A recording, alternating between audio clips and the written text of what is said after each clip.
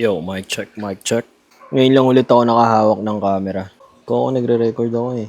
Higa ka muna dyan, higa ka muna. Ganito yung nangyayari sa akin every time na meron akong major na freelance work. Ito kasing nakaraan merong event yung Musica Escala and ako yung kinuha nilang official videographer. Thank you sa opportunity, Musica Escala. Sobrang na-appreciate ko yun. Almost halfway through na rin ako. Hindi pa ako tapos sa pag-edit ng mga footage nila kasi 80 recitals ng mga student yun. Hindi naman ako nire-rush and wala naman deadline si Bossing pero ayun na nga.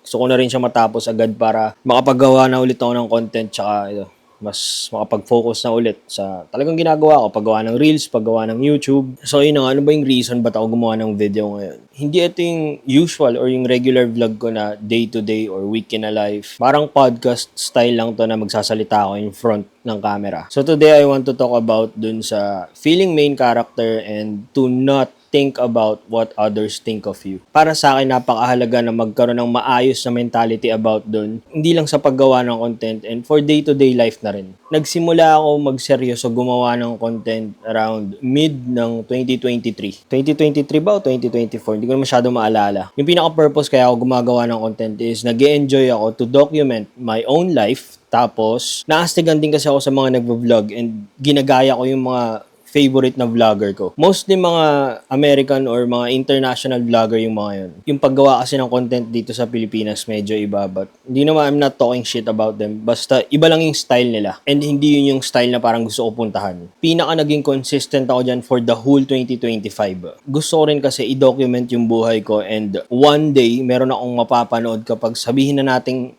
hindi ko na maalala lahat ng to. Meron akong babalikan na videos na, ganito pala nangyari sa buhay ko, ganito pala yung style ng pamumuhay ko. Mga videos na magre-remind sa akin kung paano ako. Pero syempre, hindi ko rin dinidisclose lahat, lalo na yung personal side ng buhay ko dito sa social media, sa YouTube or sa Instagram. Ibang topic na yun. Iba yung gusto ko kasi pag-usapan natin ngayon. Nagpo-post na rin ako ng videos mga 2021, 2022, pero hindi siya consistent and hindi masyado aral. Basta kung ano-anong videos lang yun, tapos para sa akin ang sagwa pa ng quality kasi hindi ko pa alam yung tamang settings ng camera. While sharing this, naiisip ko na rin na baka makatulong sa iba na gusto magsimula ng content or kahit hindi yung purpose ng paggawa ng content. Yung tipong gusto lang nila mag-video to just document their life din. Kagaya sa akin. Just to make sure that we're on the same page, okay? Yung paggawa ko ng content, hindi para kumita dito ng pera lang and para maging famous someday. Pinaka-purpose talaga nito is to document my own life and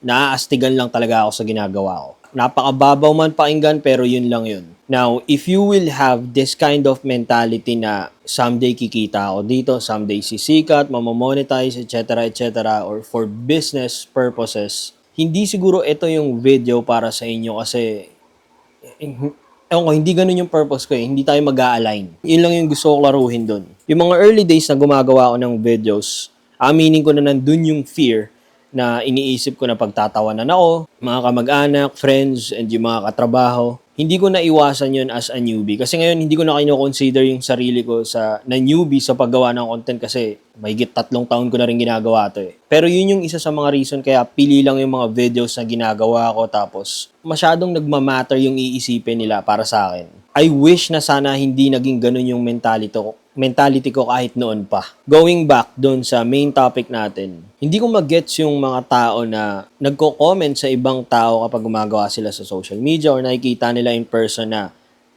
and sinasabi nila na feeling main character. Like, para sa akin, ano naman? Wala naman ibang pwedeng gawing main character yan kundi yung sarili nila. Alam nga naman ikaw, di ba? Hindi ko mag-gets yung part na yun. Meron silang confidence, meron silang vibe na never ka magkakaroon. Siyempre, hindi ko nasasabihin yung tao na yun na kung sino man nag-comment dun sa someone na yun. Friend ko din kasi yun. Pero, ang point ko lang dito, hindi rin content creator yung sinasabi ko na sinabihan niya ng main character or feeling main character. Mas na-appreciate ko yung mga taong ganun. Yung they are walking with 100% self-confidence. Kahit sabihin natin na hindi sila ganun kagandahan or artistahin look. Mga ganung klaseng tao. Wala lang, mas na-appreciate ko lang yung mga ganun. Ang mahalaga kasi doon yung hindi nagmamatter yung iniisip ng ibang tao sa'yo. Nag-a-apply na rin kasi ito talaga sa paggawa ng content eh. And sa day-to-day life kasi meron naman dyan talaga na nakakahanga yung aura nila and yung confidence sila kahit hindi sila kahit private person sila, pero hindi nila iniisip talaga yung iniisip ng ibang tao as long as wala naman silang tinatapakan, wala naman silang ginagawang masama.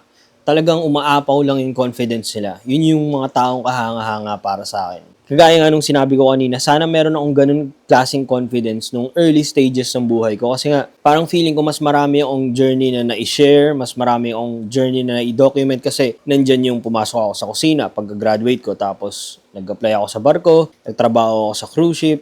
Wala, hindi ko na document yung mga chapter ng buhay ko na yun kasi nga meron akong ganung mentality na baka kung ano isipin nila, baka pagtawanan lang ako. Pero yun nga, hindi pa naman too late. Ang dami pa naman sigurong chapter ng buhay ko na pwede ko pa ma-share. Sana lang ginawa ko siya ng mas maagaga. Magre-revolve lang tong conversation na to around dito lang muna sa paggawa ng content or pag-shoot ng videos or paggawa ng vlog. Siyempre yung paggawa ng confidence or yung pag-angat ng confidence mo, it takes time eh. Hindi yan basta mamadaliin mo lang, but mag-a-apply din yung fake it till you make it. Kailangan mo yun sa umpisa. Ngayon naman, medyo nahihiya pa rin ako, tsaka kino-consider ko pa rin talaga yung public. Pero yung may hawak ang camera tapos nagsasalita ka, dito na, ayan, vlogger, yung typical na vlogger. Kahit nasa public ka, nagsasalita ka sa harap ng camera. Ngayon, medyo nahihiya pa rin ako dun, but before, grabe. Sobra talaga. Nahihiya. Ilabas lang yung camera kahit hindi ako magre-record.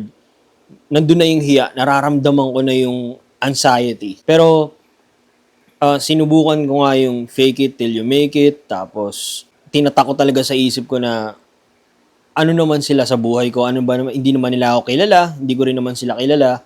And kung ano man yung isipin nila, pagtawanan naman nila ako for the rest of their life, ano naman yung epekto nun sa akin? Maapektuhan ba nun yung lifestyle ko? Maapektuhan ba nun yung iba kong ginagawa sa buhay? Wala, as in zero talaga. Na-realize ko kasi na people are not thinking about you as much as you think. Ikaw yung feeling na minsan iniisip mo, ano kaya yung comment nila sa akin? Ano, mukha ba akong tanga sa paningin nila? Sa isip mo lang tumatakbo yun. But most of the time, wala. Pag nakita ka nila na may ginagawa na ganyan, nagbo-vlog or something, or nakita ka man sa social media, most of the time, lalagpasan ka lang nila, i-scroll up ka lang nila. Kasi wala naman hindi ka naman nagmamatter most of the time sa ibang tao kasi meron din silang sariling buhay na iniintindi. Natatakot ka lang talaga sa judgment and baka pagtawanan ka, tapos baka isipin nila na trying hard ka, and iniisip mo rin kasi na baka mag-fail na anong purpose nitong ginagawa ko, paano pag hindi naman ako sumikat, or etc. Doon nasasablay yun eh. Hindi porket nagvo-vlog ka or dino-document mo yung buhay mo, ibig sabihin na nun, sisikat ka someday. Iba-iba yan. Kagaya nga sa akin, yung pinaka-purpose lang, I want to document my own life, tapos naastigan lang talaga ako sa ginagawa ko na to. That's it. Yun yung sa akin. Kaya kung mapapansin nyo, yung YouTube channel and yung Instagram ko, ito lately lang, hindi ako masyado nakapag-post, but consistent ako eh. Most of the time, meron akong post and lagi akong may nasi-share na something. Kasi nag-e-enjoy lang talaga ako sa ginagawa ko. Ganun lang talaga kasimple yun. Pag nahanap mo yung purpose mo, pag nahanap mo yung pinaka-gusto mo gawin, yun na yun, parang magiging domino effect na siya. Magiging consistent ka na, tuloy-tuloy na tong ginagawa mo na to.